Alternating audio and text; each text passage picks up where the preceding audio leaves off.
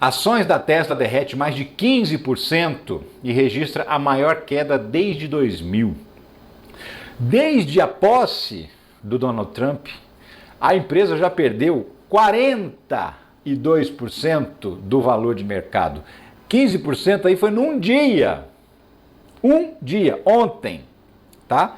Mas se você pegar de dezembro, se você voltar um pouquinho mais para trás, ela perdeu 50% do valor de mercado. Ela ainda é a montadora de automóveis mais valiosa do mundo? Ainda é, porque ela é baseada nessa coisa do investimento numa ideia. Então, assim, ele está desenvolvendo carro autônomo, né? O carro que anda sozinho, sem motorista.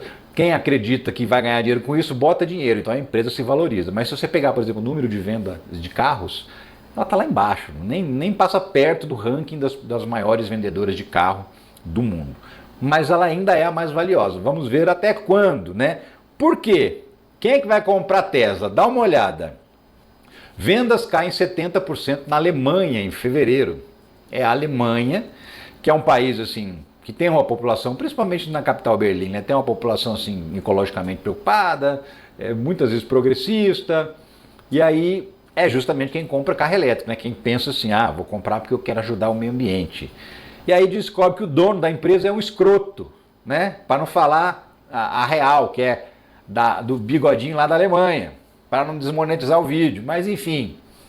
Aí eles descobrem que o dono da empresa é isso aí. O que acontece? Eles não compram um carro da Tesla. Despencou as vendas não só na Alemanha, na Europa inteira. Na China ele não consegue vender carro. E ele está tentando, mas não consegue vender carro lá, né?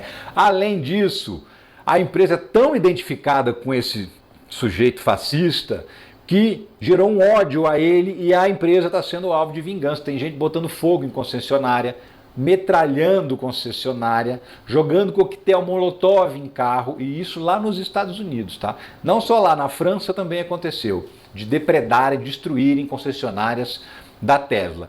E para piorar, você acha que só fica nas concessionárias? Não! Olha só, isso aqui é um carro estacionado na rua lá na Europa. Aparentemente, pelo que eu estou percebendo aqui, na Suíça, pela placa do carro. Olha como é que ele foi pichado. Então, assim, o sujeito que comprou um carro da Tesla também estaciona numa rua e não sabe se a hora que ele voltar o carro vai estar inteiro ou vai estar vandalizado. Então, o que acontece? Você vai comprar o carro, sabendo que você pode estacionar na esquina para ir na padaria tomar um café, quando você voltar o carro está sem o vidro, sem a roda, ou está com uma pichação, ou está com, sei lá, incendiado. Então, isso tudo fez as vendas da Tesla despencarem, o preço da empresa caiu pela metade. Em pouco mais de, acho que nem chegou a dar 3 meses, de dezembro para cá, acho que não completou ainda 3 meses. O valor da empresa caiu pela metade, porque o mundo descobriu que o dono da Tesla é um fascista.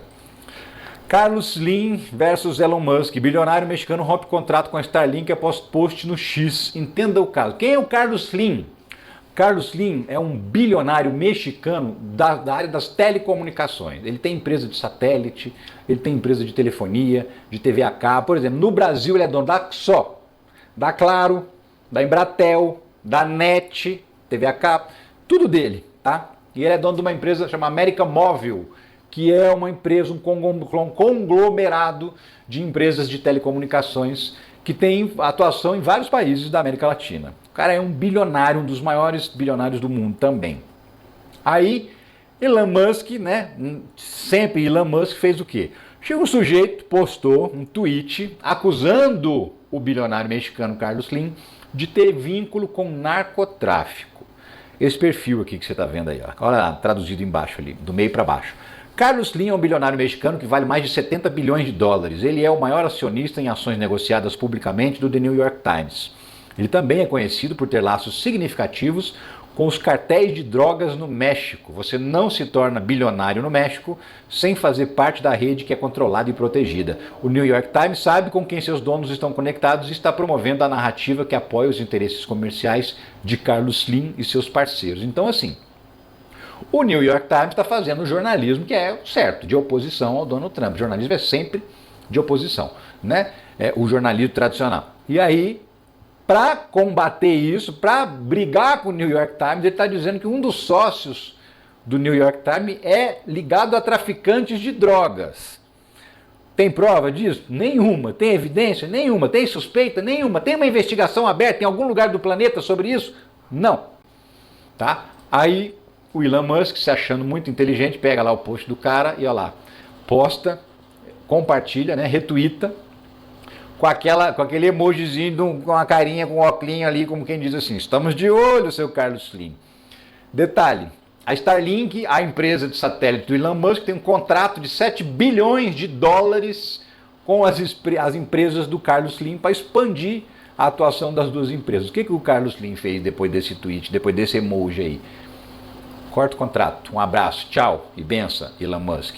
Cortou o contrato, agora ele vai investir mais que o triplo dos 7 bilhões, vai investir 22 bilhões em criar uma rede própria para competir, inclusive, com a Starlink. Ao invés de fazer uma parceria e todo mundo ganhar, ele, além de romper o contrato, ainda vai para cima do Elon Musk. Esse aí, ó, podia entrar para o livro dos recordes como o emoji mais caro da história da humanidade. Custou 7 bilhões de reais para o Elon Musk. Ah, mas que situação, que maré, né? Mas não acabou, meu amigo, minha amiga. Você sabe que ele também é dono do Twitter, né?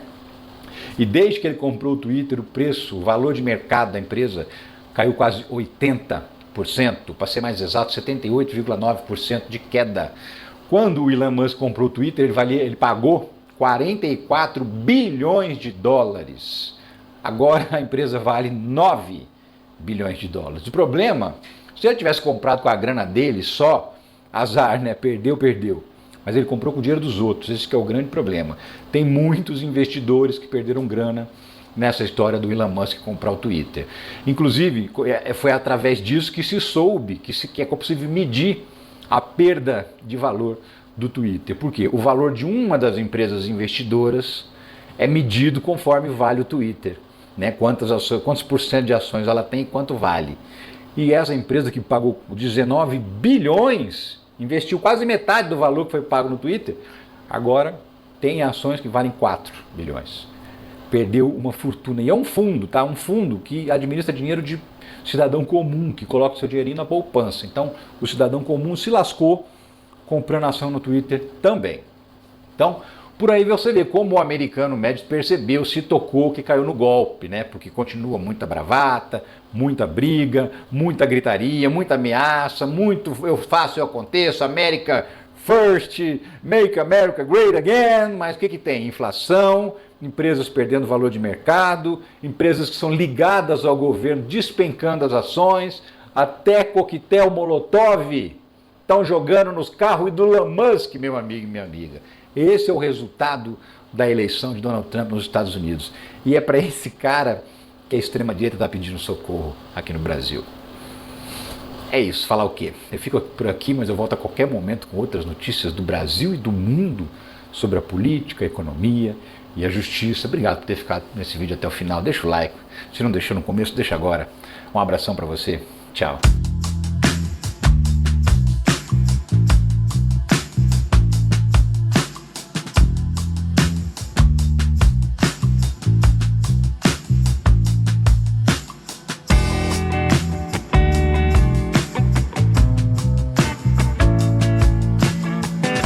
Rejeição a Trump supera aprovação pela primeira vez na média das pesquisas. Veja números. Então, a matéria saiu na Globo News, no G1, na editoria internacional.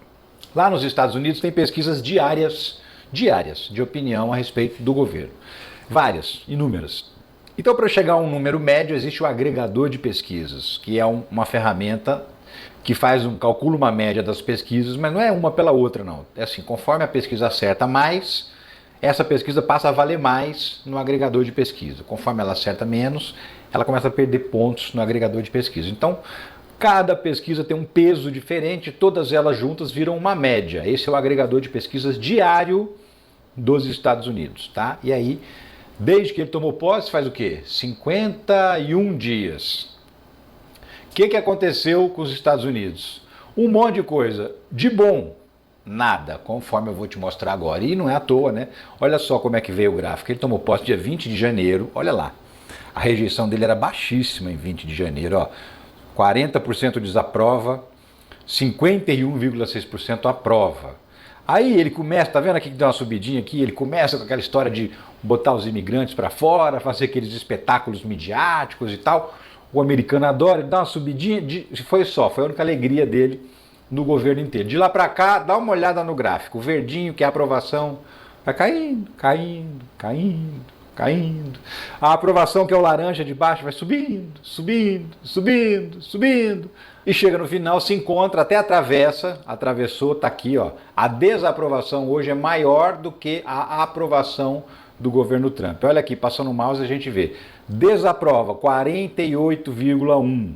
Aprova, 47,9. Então, assim, em 50 dias o Donald Trump pulverizou a popularidade dele. O americano médio já percebeu que tem muita bravata e pouco resultado, como sempre, onde a extrema-direita governa. E mais uma vez está acontecendo, não foi por falta de aviso, né, queridos estadunidenses? Então, mas vamos lá, o que o Donald Trump entregou até agora para o cidadão médio americano? Entregou riqueza, entregou fortuna, entregou melhoria de vida, entregou comida melhor na mesa? Não, nada disso. Não entregou nada disso. Entregou mais emprego, entregou menos impostos, entregou mais qualidade de vida? Não, também não entregou isso. Mas, ó, expectativa de inflação para um ano nos Estados Unidos sobe de 3 para 3,1% em fevereiro. A inflação lá é baixa, como a do Brasil, assim, a lá deles é um pouco mais baixa ainda, né? A nossa foi em 4, alguma coisa, 4,8, se não me engano. A deles acaba de ter uma projeção de subida para 3,1%. Então está subindo ao invés de cair. E ele se elegeu falando que ia acabar com a inflação nos Estados Unidos. E foi por isso que muitos dos americanos médios, que são aqueles que não são fanáticos, aqueles que votam às vezes nos democratas, às vezes nos republicanos, esse americano acreditou na conversa de que a comida ia ficar mais barata, o transporte ia ficar mais barato, votou no Trump, tá aí o resultado, tá subindo mais as coisas. E é assim, tá subindo mesmo? Então, como é que o Biden entregou os Estados Unidos? Essa é a melhor maneira da gente verificar. Inflação anual dos Estados Unidos sobe para 2,9% em dezembro de 2024. Então, assim, ela já vinha numa subida, porém ele entregou mais baixa do que, neste momento, Donald Trump coloca a inflação. 2 décimos a menos. Então, Trump não só não diminuiu a inflação, como aumentou a inflação. E como que ele aumentou a inflação? Ele aumentou a inflação colocando tarifa para cima e para baixo. Por quê? Porque os americanos não produzem tudo que eles precisam, eles não têm fábricas suficientes para produzir todos os produtos que eles necessitam para viver, então eles são obrigados a importar de muita gente no mundo inteiro. E aí, se tem tarifa, o produto importado fica mais caro. E quem que paga mais caro? É o norte-americano. Então, para ele, ficou mais caro. Quer um exemplo? Trump fica com essa bravata, joga para lá, joga para cá, tarifa não sei aonde, tarifa não sei quem. Levou tarifa de energia elétrica do Canadá. Tem regiões dos Estados Unidos que o custo de vida subiu por causa da energia elétrica, que a energia elétrica subiu. E a energia elétrica subindo, sobe o custo de produção, né? Porque a fábrica dos produtos, até do pacote de macarrão que você compra no supermercado, a fábrica funciona a eletricidade. Então, se a eletricidade ficou mais cara, o pacote de macarrão ficou também, sabe? Esse é o resultado das tarifas da China, que agora o pessoal do agro dos Estados Unidos está morrendo de medo porque o Brasil vai ocupar o espaço que eles têm na China. Eles vão exportar menos para a China. Então, menos renda para o americano médio do agro, que é majoritariamente trumpista e se lascou porque fez a aposta errada apostando no Trump. Então, ele entregou inflação em alta.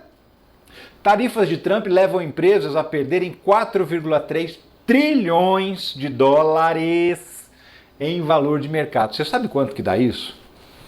2 vezes e mais um pouco do PIB brasileiro, do Produto Interno Bruto brasileiro. 2 vezes e mais uns quebradinhos, tá? O Produto Interno Bruto brasileiro está perto ali de 12 trilhões de reais, que, né? E aí a gente está falando em 22, 23 trilhões de reais, 24, até um pouquinho mais, trilhões de reais, que foram só o que as empresas perderam de valor. 2 PIBs do Brasil. Como? Com as tarifas do Trump. Por quê? Porque as empresas que exportam para os Estados Unidos não vão exportar, que as empresas americanas vão ter que se virar para atender uma concorrência que não vão dar conta, porque as empresas importadoras americanas precisam desse produto internacional que agora está mais caro e elas também perdem valor porque cai as vendas, porque se o produto fica mais caro vende menos. Então, somando todos os impactos provocados pelas tarifas do Donald Trump, os bilionários desse mundão de meu Deus perderam 4,3 trilhões de dólares, 2 PIBs do Brasil, que é a 7ª maior economia do mundo. É isso que o Trump entregou. Então, qual poderia ser o resultado se não esse?